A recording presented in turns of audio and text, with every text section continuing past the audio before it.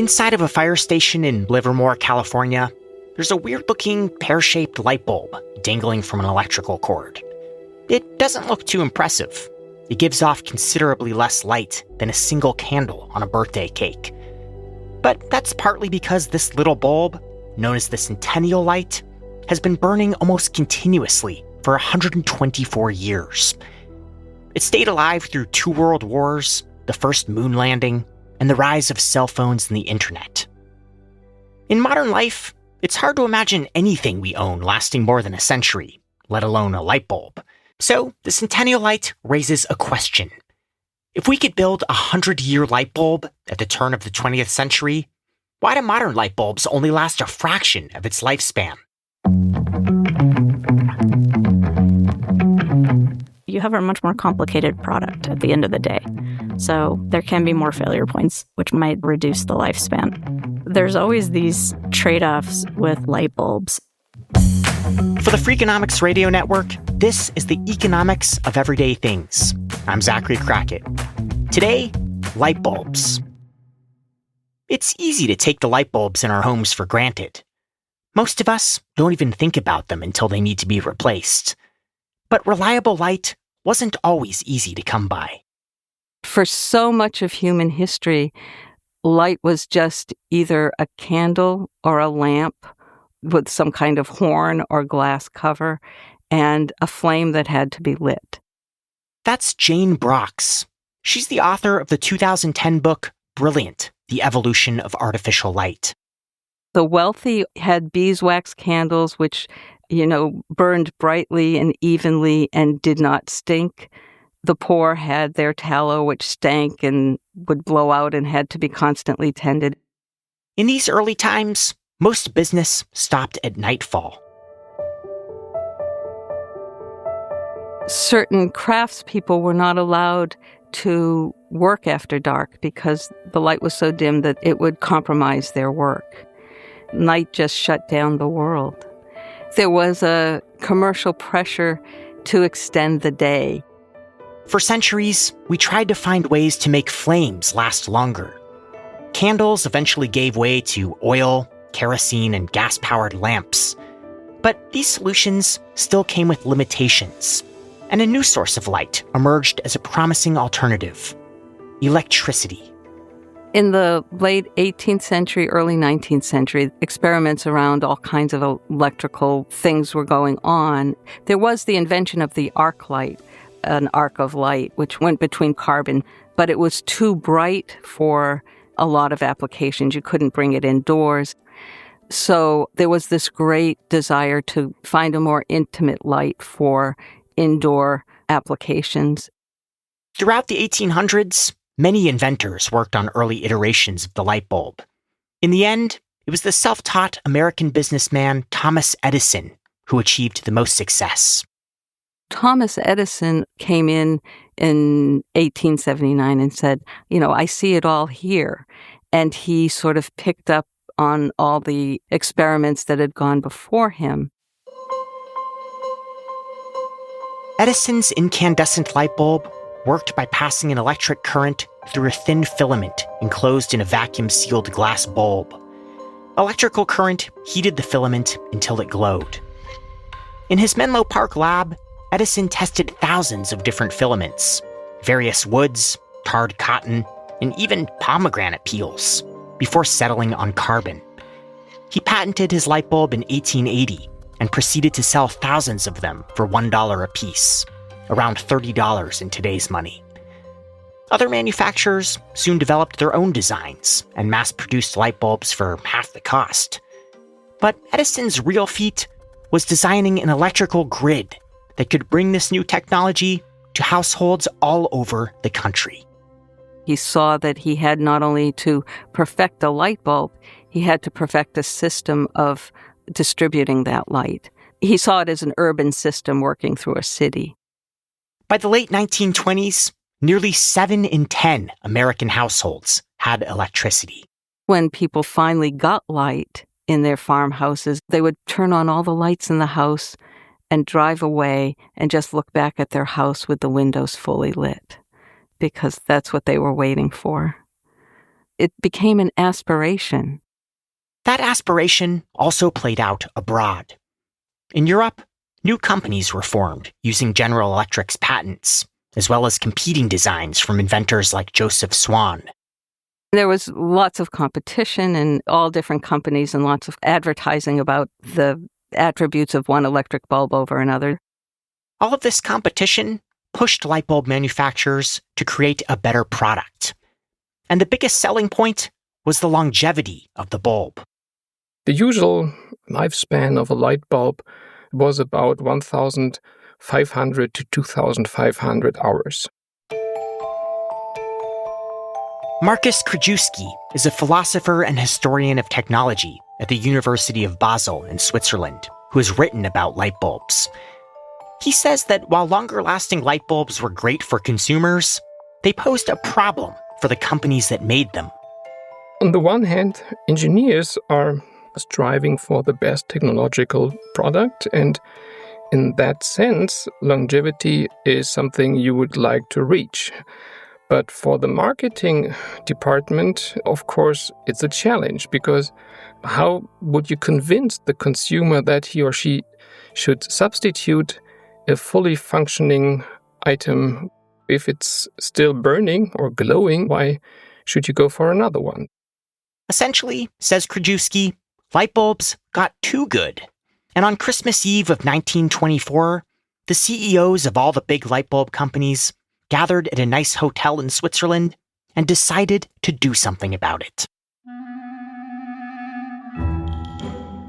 All of them had close ties, and they were communicating with each other, and they realized, well, if we are competing to each other, we would ruin each other, so why don't we cooperate on a not so visible level? What happens if we would intentionally reduce the lifespan? These companies formed an organization known as the Phoebus cartel, and they set out to cut the lifespan of the light bulb in half. Their goal is to produce light bulbs all over the world which stop working after 1,000 hours. That's explicitly the goal of this committee. The tactic of intentionally limiting the usable life of a product, now known as planned obsolescence, was a novel concept at the time. The cartel positioned the change as a trade-off in achieving brighter and more efficient light bulbs. But Krajewski says their real motive was to drive more sales. The engineers in the companies received the order by their CEOs that they should radically rethink the product by implementing an intended error into the technology. We have to alter the glue. We have to differently prepare the filament. We have to use a contaminated element in the filament in order to let it stop working after 1,000 hours. And did this effort work? Yes, definitely. In the late 1920s, you would rarely find an autonomous producer of light bulbs anymore. So everything more or less was controlled by the cartel. The Phoebus cartel eventually fizzled out during World War II. As it turned out, countries on the opposite side of the battlefield had trouble staying united in the boardroom. The organization's agreement was nullified in 1940.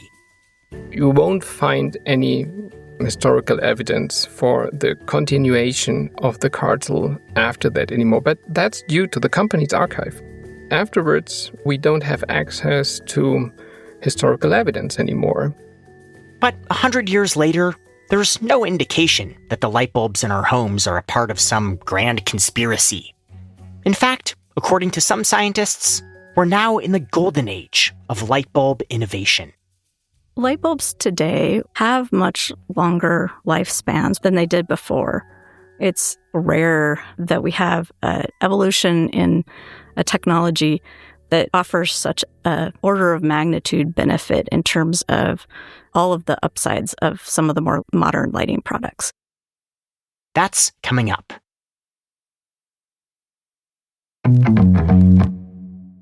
Today, you're not likely to find many incandescent bulbs on store shelves.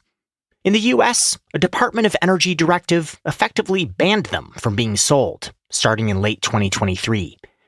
These days, it's all about the light-emitting diode, or LED. And that's partly thanks to the efforts of people like Heather Dillon. I'm a mechanical engineering professor at the University of Washington in Tacoma.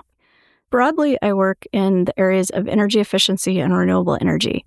I've been doing research on lighting in particular for about 20 years. In the decades after the Phoebus cartel, incandescent bulbs continued to be the prevailing lighting option. But scientists began to think about whether the millions of light bulbs in people's homes could be more efficient. One of the challenges with traditional incandescent products is that they generated a lot of heat when they converted the electricity to light. If you had a lamp with a 100-watt light bulb in it, you could hold your hand over it and definitely it would be quite warm. That's basically the core of what made an incandescent light bulb inefficient because of all that heat loss.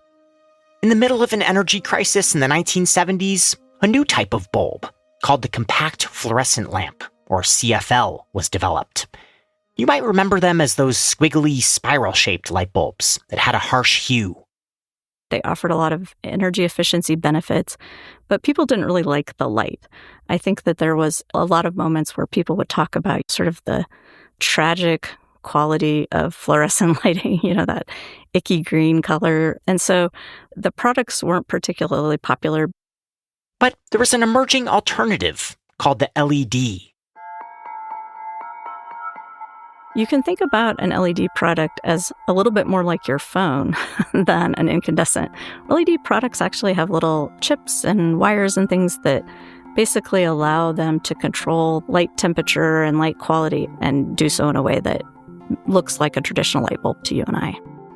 LED lights had been around since the 1960s, but mostly as small single-color bulbs used in electronics, like calculators, digital watches, and TVs.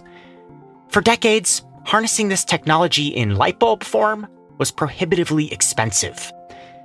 But in 2000, a small group of scientists and engineers, including Dillon at the very beginning of her career, began to rethink the potential of LEDs. With funding from the Department of Energy, they worked closely with manufacturers to create a better light bulb. Picture 10 or 15 engineers sitting in a dreary conference room that is lit by terrible fluorescent lighting.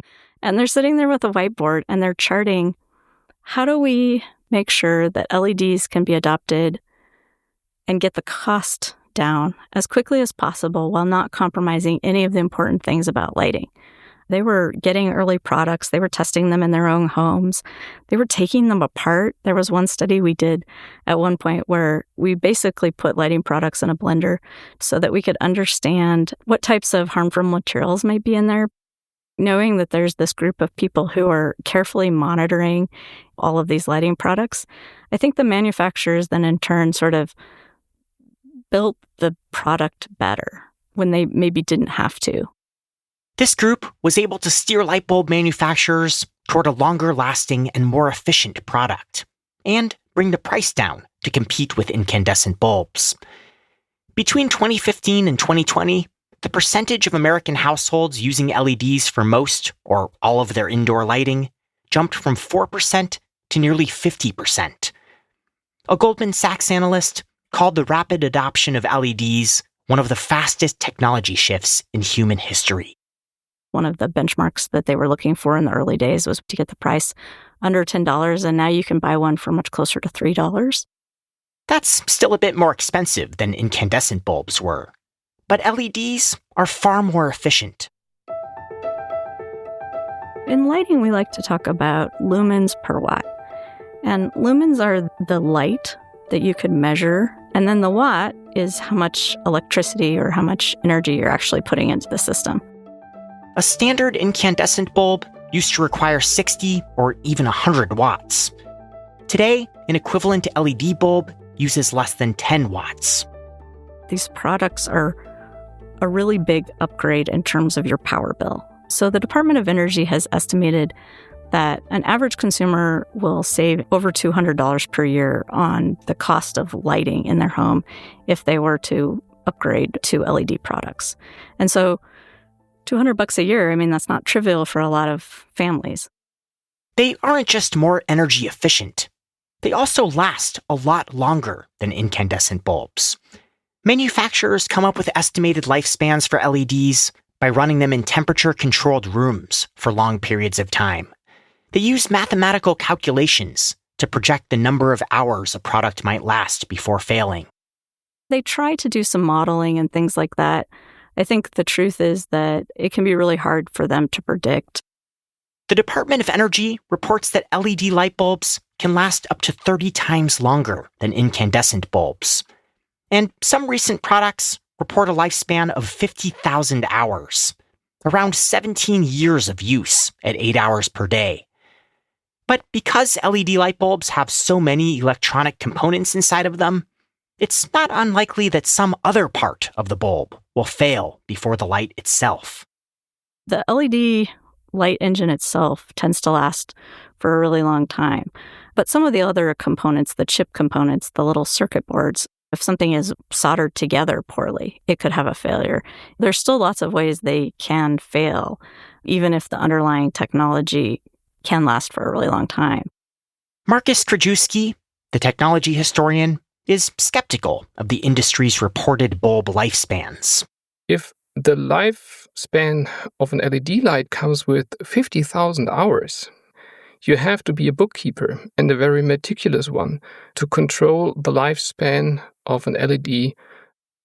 So that's pure fiction. That's all I want to say. Even so, looking back at the era of light bulb cartels and planned obsolescence, it's hard to deny that today's products are better. And at some point, even the 124-year-old Centennial light in that fire station in California will probably be phased out for a more efficient and practical LED. While it's technically still glowing, the bulb now produces less than 1% of its original brightness. The reason why it's still emitting light is it's on such a low voltage. I would even doubt that you can consider it as a working light bulb, because it's radiating heat maybe, but much less light. For the Economics of Everyday Things, I'm Zachary Crockett. This episode was produced by me and Sarah Lilly and mixed by Jeremy Johnston. We had help from Daniel Moritz-Rapson. And thanks to John Hunter for suggesting this topic. For more on illumination and planned obsolescence, check out the recent episode of Freakonomics Radio called Why Do Candles Still Exist? You can find it wherever you get your podcasts. We'll catch you next week. I still love a flame. You know, a flame has a life to it. You could sit there and meditate on a flame for a long time. You can't really do that with an electric bulb. The Freakonomics Radio Network, the hidden side of everything. Stitcher.